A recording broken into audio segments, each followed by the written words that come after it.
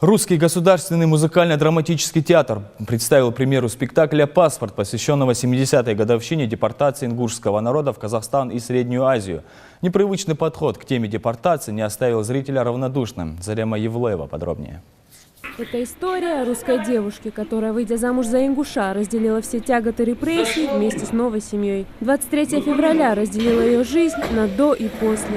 Смерть дочери, а затем и родителей мужа. Она испытала все тяготы, мучения, лишения и невзгоды спецпереселенца. А ведь для того, чтобы стать свободной, ей нужно было всего лишь принять предложение коменданта, поменять паспорт и вернуть себе девичью фамилию – Васильева. Но свобода, по мнению главной героини, это человечность и преданность семейным ценностям. Подвешенная кукла как символ жизни депортированного народа, который не знал, чем закончится история длиной в 13 лет. В конце спектакля перед зрителем появится образ дочери главной героини, погибшей еще в пути.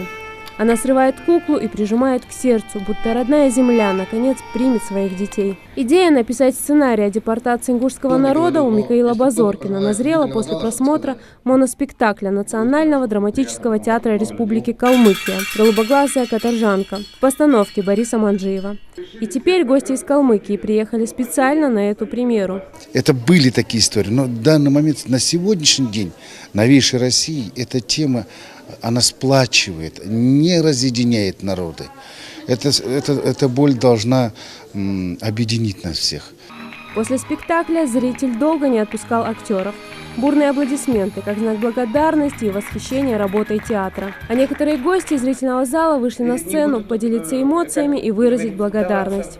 Огромное спасибо вам за эту работу, за эту память живых о прошлом и за ваше трепетное отношение к нашей истории. Эту трагедию им удалось передать, а нам удалось все это прочувствовать благодаря игре актеров.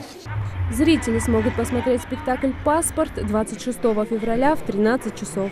Зарема Евлоева, Рамзан Межилов, Новости 24.